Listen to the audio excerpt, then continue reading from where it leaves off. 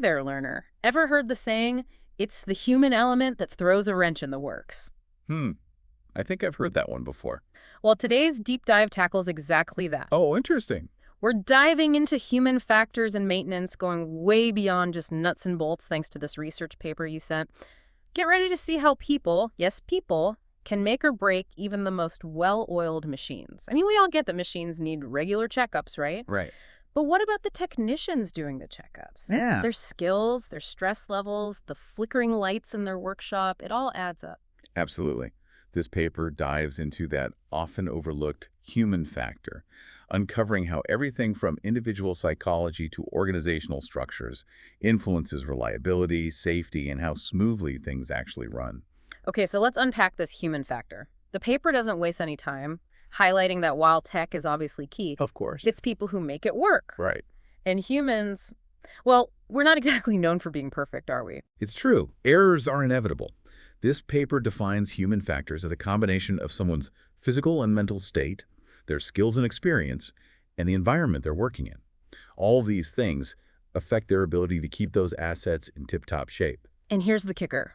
This isn't just for niche fields like rocket science. This paper highlights the importance of the human factor in places like oil rigs, power plants, hospitals, even aviation. Oh, absolutely. Places where a tiny error can have massive consequences. You're spot on. And those are just a few examples. Think about the safety, the hygiene, the environmental factors at play. It's all paramount. And the human element has become even more critical in recent decades with the rapid advancements in these fields. There's simply less room for error. This is where things get really interesting. The paper introduces the shell model. Have you ever heard? It's a classic and a What? really useful framework for this very reason. It sounds a bit like a sci-fi force field. Break it down for us. Imagine this: a web with the human, or liveware, at the center.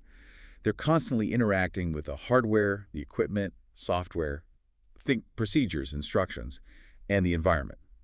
Everything from temperature to lighting to the workplace culture itself. So it's like an ecosystem, not just a person tinkering away at a machine. Precisely. And here's the key takeaway. Those human interactions, not just with machines, but with each other, are absolutely vital. Teamwork, communication, it all factors into whether things run smoothly. Makes sense. You could have the most skilled technician in the world, but if they can't effectively communicate with their team or get the support they need, it's a recipe for disaster. That's why this paper goes beyond the individual and dives into how these very human factors influence an organization's structure and overall operations. We're talking about human relationships, how people contribute to decisions, work group dynamics. It's all connected. So we're not just talking about individuals, but the entire culture of an organization. Exactly. This paper dives into motivation theories, like Maslow's hierarchy of needs and Herzberg's two-factor theory. The takeaway here: you can't just throw technology at a problem and expect it to be solved. Creating a work environment where people feel valued, heard, and motivated is crucial. It's about understanding what makes people tick. And you know, it's interesting. The paper suggests that giving workers more autonomy, like in total productive maintenance, TPM, can actually boost productivity. It sounds counterintuitive, but it makes you think. It does make you think. Yeah. When people feel empowered and invested, they're more likely to take ownership and strive for improvement. It's about fostering that sense of ownership and giving them the tools to thrive. But what happens when things inevitably go wrong? That's where the critical issue of human error comes into play. No system is perfect, and acknowledging that is the first step. All right, let's talk about human error. The paper stresses that it's not always about carelessness. Right. Sometimes it's the environment, the equipment design, or even just a lack of proper training. Absolutely. Yeah. It's crucial to remember that humans aren't robots. We get tired, we get stressed, and sometimes the environment itself sets us up for failure. Think about dim lighting, awkward positions, or inadequate tools. All these factors increase the likelihood of mistakes.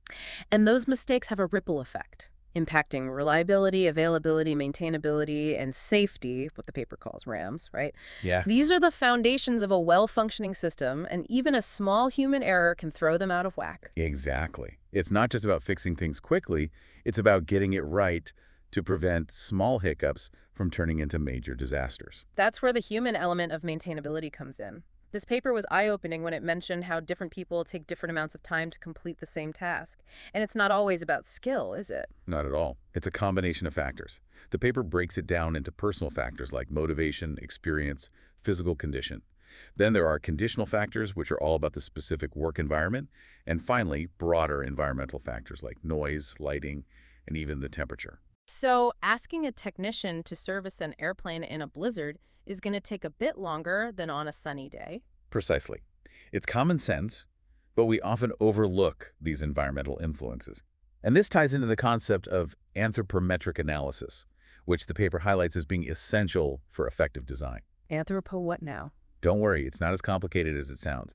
Essentially, it means considering the limitations of the human body when designing equipment and workspaces. So like making sure buttons are within reach, displays are easy to read, that sort of thing. Exactly. You can't just throw a technician at a machine that wasn't designed with their physical needs in mind and expect peak performance. That's a recipe for errors and injuries. It's like designing a kitchen where the counters are too high for anyone to reach. You're just asking for trouble. Exactly. And this brings us to a fascinating concept that's often overlooked: human reliability. Okay, so we've talked about human error, but now you're saying we can be incredibly reliable too, that we're not just walking disaster zones. Laughs. Not at all. Humans have a remarkable ability to adapt, learn, and even correct our own errors. In many ways, this is where we outperform machines, which tend to be less flexible in their responses. So if a machine encounters a problem it hasn't been programmed to solve, it throws in the towel. But a human might find a workaround. Exactly. Human reliability is about understanding the context of a situation, how we take in information, anticipate problems, and make decisions under pressure. It's a complex process, and we're only just beginning to fully grasp it. It's like that friend we all have who can fix anything with a paperclip and some duct tape. Laughing. That's a great way to put it. But in all seriousness, the paper highlights the importance of creating systems where people can learn from their mistakes and share knowledge, almost like building a collective intelligence.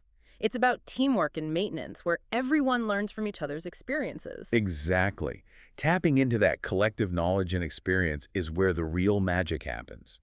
And that brings us to an often overlooked, yet incredibly important aspect: the role of behavior and culture in the workplace. Okay, so we've zoomed in on individual human elements.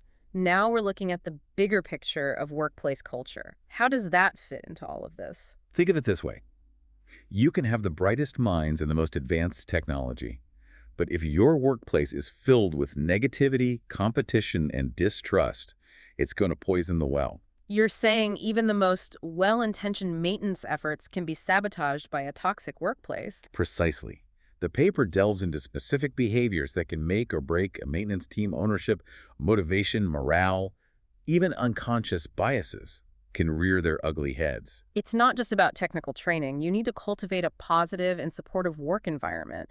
But how do you actually do that? That's the million-dollar question, isn't it? Yeah. This paper suggests prioritizing a culture of shared responsibility where people feel comfortable speaking up, sharing ideas, and learning from each other. Breaking down silos between departments like production and maintenance is also crucial. Because if those groups aren't on the same page, problems are bound to happen down the line. Exactly. And then there's the whole issue of subcontracting, which, if not managed thoughtfully, can throw a real wrench into the works. Let's talk about subcontracting. On the surface, it seems like a no-brainer. You need specific skills or a temporary boost in manpower, so you bring in a contractor.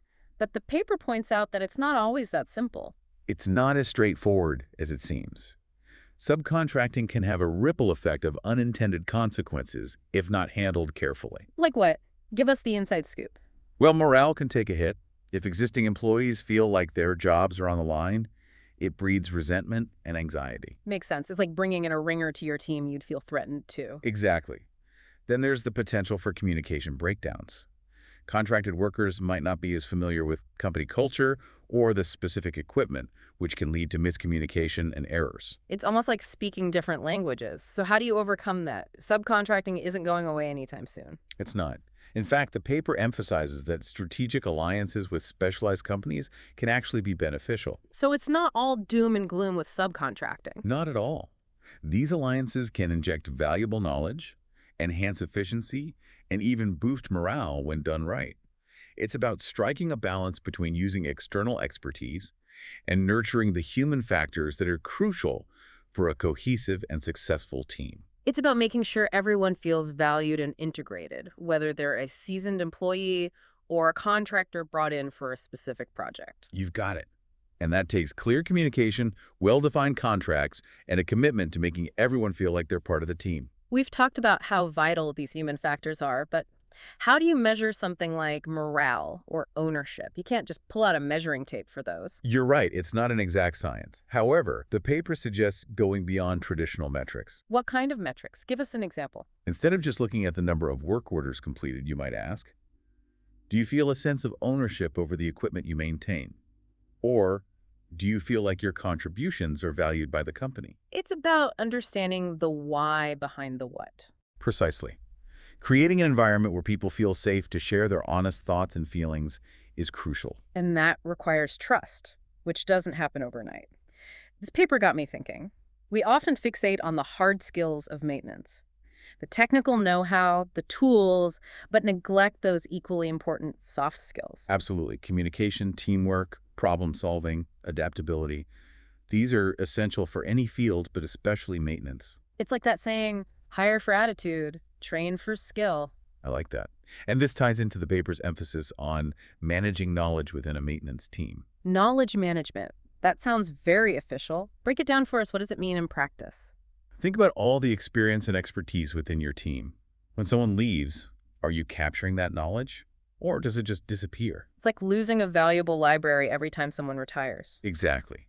Knowledge management is about creating systems to capture that expertise.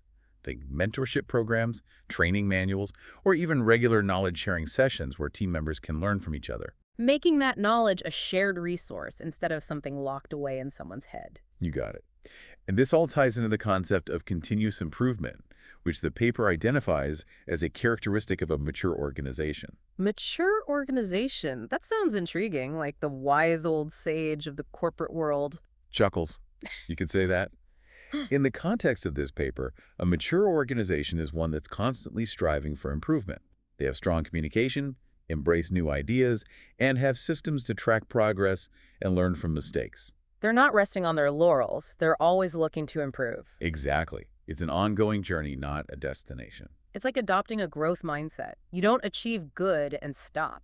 There's always room to learn, grow, and adapt. This deep dive has been eye-opening. We often take the human side of maintenance for granted. It's true. But as we see today, those human factors are absolutely essential, potentially making or breaking a system. They deserve just as much attention as the technical aspects. A chain is only as strong as its weakest link.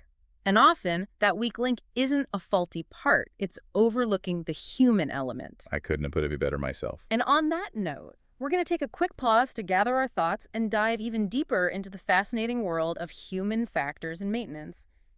Don't go anywhere. We'll be right back. Welcome back, learner. We were just diving into the nitty-gritty of human error in maintenance. But guess what? Not all errors are created equal. You're right, and this paper gets into that. The paper introduces this whole new level of complexity with something called the SRK model. Yeah, the SRK model. It's a way to classify how people approach tasks and where those errors tend to crop up. Okay, skills, rules, knowledge. It sounds a bit like I'm back in school. A lot of this stuff does. But that's why we're here to break it all down. So give us a crash course. What is this SRK thing all about? So imagine it as a spectrum, okay? Okay. On one end, you've got skill-based activities. These are the things we do almost automatically, like tying your shoes or riding a bike. Muscle memory. You don't even think about it, you just do it. Exactly. And because these actions are so ingrained, errors tend to happen when something disrupts that automatic flow. Maybe you're distracted, the environment's different, or you've developed a bad habit. Like when you walk into a room and forget why you went in there. Total brain fart. Exactly. Then you've got rule-based activities. This is where we follow a set of learned procedures. Think about driving a car. You're following traffic laws, but you're not consciously analyzing every decision. You're not reinventing the wheel every time you get behind the wheel. Right. And errors here often happen when we misapply a rule. Maybe because the situation is slightly different than we're used to, or we've learned a shortcut that doesn't always apply. Or we just completely blank on the rule, like when you're trying to remember which lane to be in at a roundabout. Precisely. And then, on the far end of the spectrum, you have knowledge-based activities. This is where we consciously think through a problem. We analyze information and come up with a solution. Like when you're trying to assemble furniture from those instructions that are just pictures with no words. Or with really, really tiny print. The worst. The absolute worst. But anyway, because these activities require so much mental effort, errors here often stem from a lack of knowledge or experience. Or maybe we just get overloaded and make a mistake. It's like trying to solve a complex math problem when you haven't slept in 24 hours. Your brain just wants to give up. I've been there. Yeah. But that's the key takeaway from the SRK model. Mm-hmm. It's not enough to just know that errors happen. We need to understand the why behind them. So you're saying a one-size-fits-all approach to preventing errors just won't cut it? Exactly. You need to tailor your approach to the specific task and how people tend to tackle it. It's about understanding the human element behind the error, not just writing it off as carelessness. Which brings us back to those RAMS parameters. Reliability, availability, maintainability, and safety. Never forget them. Never. Because those errors we were just talking about, they directly impact how reliable, safe, and efficient a system is. And the stakes are even higher in industries like aviation, nuclear power, healthcare, those places where even a small mistake can have catastrophic consequences. Absolutely. And that brings us to the concept of human reliability, which we touched on earlier. Because while humans are capable of error, we also have this incredible ability to adapt, learn, and compensate for those errors in ways that machines simply can't. We're not just robots blindly following programming. We can think on our feet, problem solve, and even anticipate issues before they arise. It's like that saying, to err is human, to fix it is even more human. That's a good one. And this paper dives deeper into this idea, discussing what they call a model of human reliability based on, you guessed it, knowledge management. Okay, there's that term again, knowledge management. It's like the magic bullet of this whole human factors thing. Well, it's definitely a key ingredient. Remember we talked about how valuable that collective knowledge and experience within a team is? Right. Well, this model of human reliability is about creating a system where that knowledge isn't just floating around in people's heads. It's captured, shared, and used to make better decisions in the future. It's about learning from past mistakes, both our own and those of others, and using that knowledge to prevent those same mistakes from happening again. It's like having a collective memory for the whole team. Precisely. And it involves things like creating detailed procedures, implementing robust training programs, and fostering a culture of open communication, where people feel comfortable sharing their knowledge and learning from each other. It's about creating a feedback loop where information flows freely and everyone benefits from the collective wisdom of the team. Exactly. And this ties into the paper's emphasis on the importance of not just individual behavior, but the overall culture of an organization. Yep. Because you can have the most talented individuals in the world, but... But if they're working in a toxic environment. Exactly. If the environment is stifling communication and innovation and collaboration, it's going to undermine even the best laid plans. You're saying that a positive and supportive workplace culture is not just some nice to have, it's actually essential for maximizing human reliability and minimizing errors. 100%. Yeah. This paper identifies a number of specific behaviors and cultural elements that can either support or hinder this goal. Okay, give us the rundown. What are some of the key things to look out for? Well, on the positive side, you want to see a strong sense of ownership, where people feel personally invested in the success of the team and the work they're doing. They care about the work, they take pride in it, and they're more likely to go the extra mile. It's like the difference between renting an apartment and owning a home. You're just going to take better care of something you have a stake in. Exactly. And along with that sense of ownership comes a sense of responsibility, people understanding that their actions have consequences and they're accountable for their decisions. It's not just about clocking in and clocking out. It's about taking ownership of the work, being invested in the outcome. Precisely. And of course, you need a healthy dose of motivation.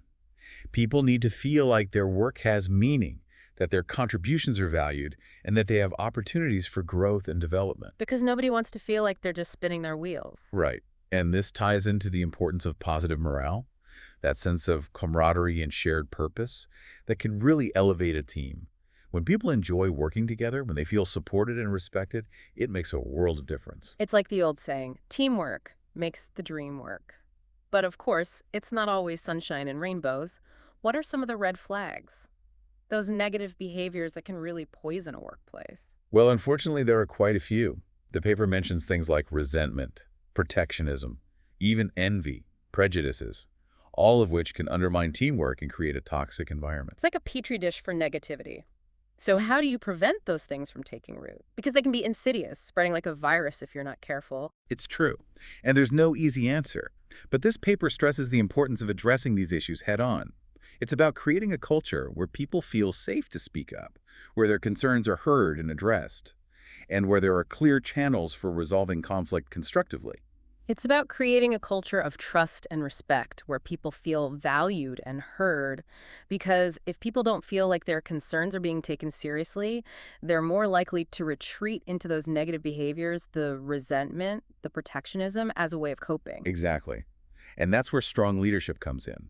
It's about setting the tone from the top down, fostering open communication, and addressing those negative behaviors before they have a chance to fester and spread. Because a leader who tolerates those toxic behaviors is essentially condoning them. It sends the message that it's okay to treat people that way, and that can be incredibly damaging to morale and productivity. Absolutely. Yeah. And it's not just about what leaders say, it's about what they do. They need to model those positive behaviors. The collaboration, the respect, the willingness to listen and hold people accountable when they fall short. It's about walking the walk, not just talking the talk. Because actions speak louder than words, and people are always watching how those in positions of power behave. Exactly. And this ties into the paper's discussion of something called horizontal polarization. Okay, horizontal polarization. So are we talking about like magnetic fields now? Not quite. Think of it as those frictions that can arise between different departments within an organization. Like when marketing and sales are always at each other's throats? Precisely. Or, in the context of this paper, the often contentious relationship between production and maintenance teams. Because those two departments often have very different priorities. Right. Production is all about maximizing output, keeping those lines running, while maintenance is focused on, well, preventing those breakdowns from happening in the first place. Exactly. Ah. And those differing priorities can lead to conflict if they're not managed effectively. This paper highlights the importance of clear communication, shared goals, and a mutual understanding of each other's roles. It's about breaking down those silos, fostering a sense of shared purpose. Because at the end of the day, everyone is working towards the same goal, a successful and efficient operation. Exactly. And that requires a willingness to see things from other people's perspectives, to understand their challenges, and to work collaboratively to find solutions that benefit everyone. It's about realizing that we're all in this together. We're not just separate departments competing with each other. We're part of a larger ecosystem, and our success depends on our ability to work together effectively. Precisely. And that brings us to the equally important issue of vertical polarization, those tensions that can exist between different levels of an organization. Like when management is completely out of touch with what's actually happening on the ground floor. Exactly. Or when there's a lack of trust or communication between supervisors and those they supervise. It's like that game of telephone. The message gets so distorted as it travels up and down the chain of command that it's practically unrecognizable by the time it reaches the other end. A perfect analogy. And the paper argues that these vertical tensions can be just as damaging as horizontal ones, leading to misunderstandings, resentment, and a lack of buy-in from those who are actually doing the work. Because nobody wants to feel like they're just a cog in a machine taking orders from someone who doesn't understand or appreciate what they do. Exactly. And that's why the paper emphasizes the importance of creating a flatter organizational structure, where there's more direct communication between different levels and a greater sense of empowerment among those who are closest to the work. It's about breaking down those hierarchical barriers and creating a more collaborative and inclusive environment where everyone feels valued and respected. Precisely. And this ties into the paper's discussion of the impact of subcontracting on workplace culture and human factors. Right. Because as we talked about earlier, subcontracting can be a double-edged sword. Exactly. On the one hand, it can bring in valuable expertise and flexibility. But on the other hand, it can create tensions and resentment if it's not handled carefully. Especially if existing employees feel like their jobs are being threatened, or that they're being replaced by cheaper outside labor. Exactly. And that's why the paper stresses the importance of transparency and communication when it comes to subcontracting decisions.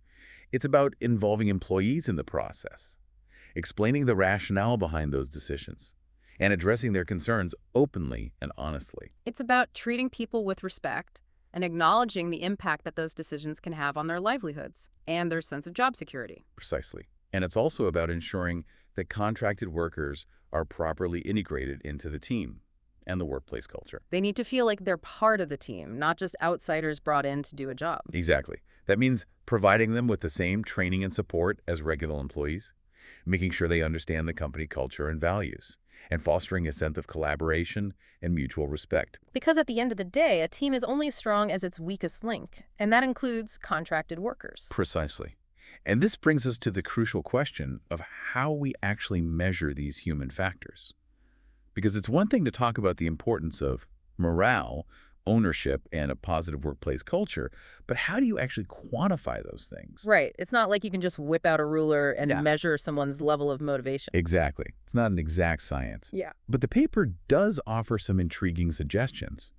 It talks about the importance of moving beyond traditional metrics, like, for example, just looking at the number of work orders completed or the time it takes to complete a task. Because those metrics don't tell the whole story, do they? Not at all. They might tell you how efficiently someone is working, but they won't tell you how engaged they are, how motivated they are, or how much they care about the work they're doing.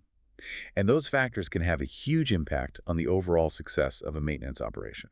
So what kind of metrics do you use to measure those less tangible but equally important aspects of human performance? Well, the paper suggests a combination of qualitative and quantitative approaches.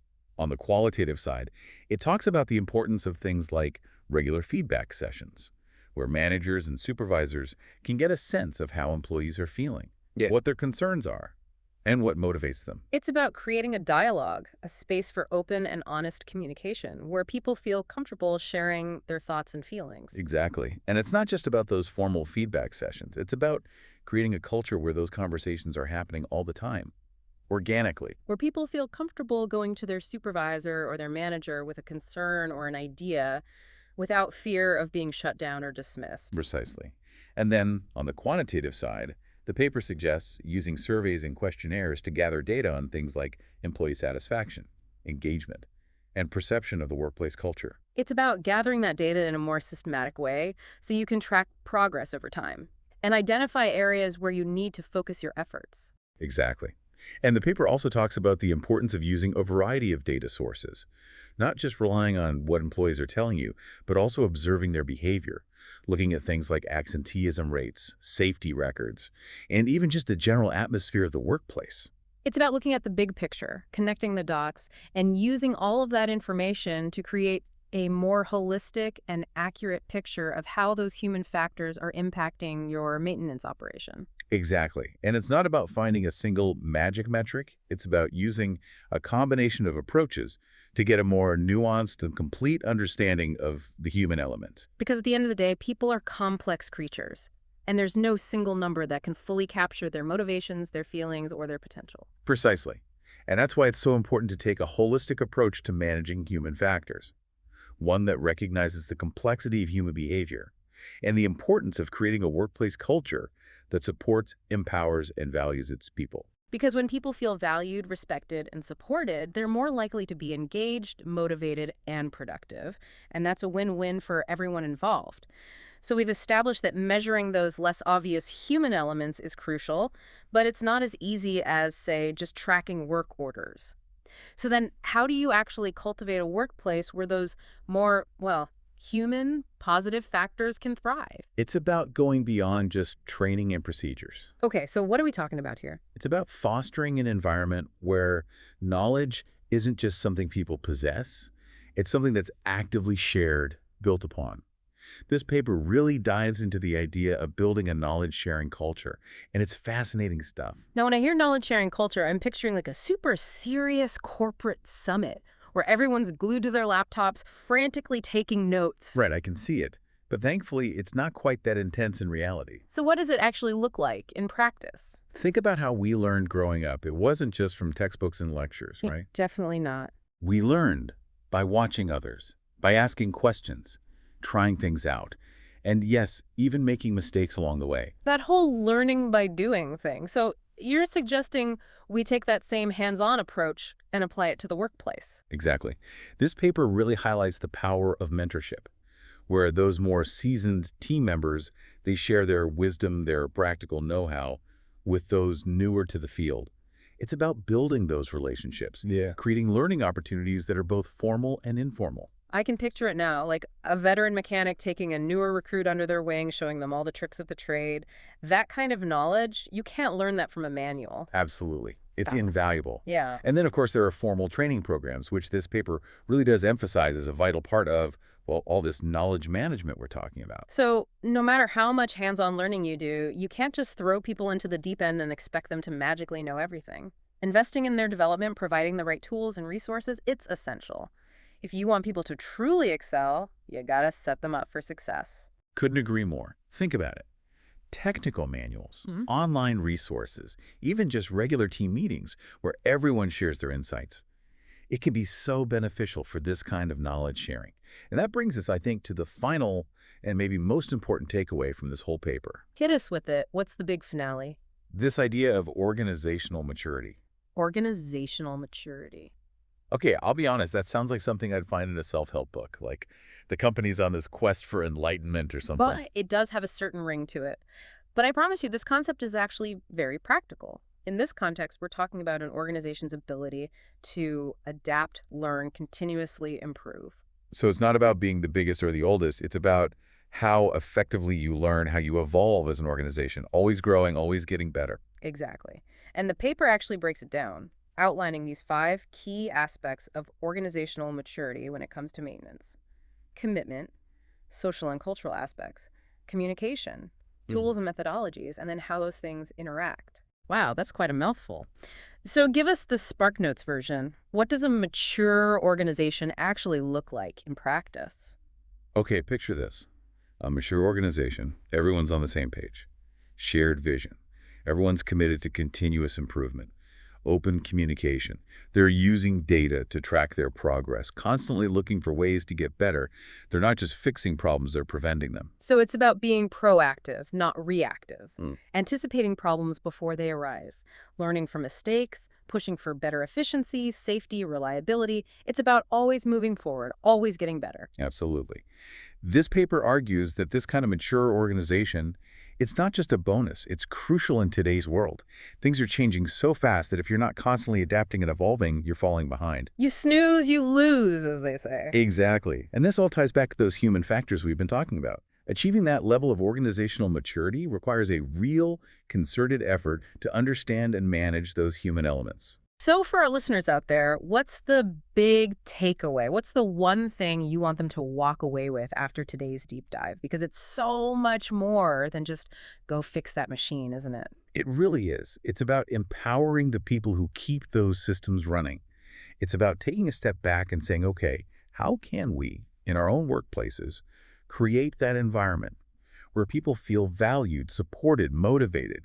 How do we take these insights about human nature, about teamwork, communication, and actually apply them? Because at the end of the day, it's not just about the machines. It's about the people. Beautifully said. And on that note, for any listeners out there who are as intrigued by this topic as we are, we encourage you to keep exploring, do your own research, learn more. The world of human factors is vast and fascinating, and there's so much we can learn from it, It's a lifetime of learning. isn't it? And we're all on that journey together. So until next time, keep those brains engaged, keep those curiosity gears turning, and we'll catch you on our next deep dive.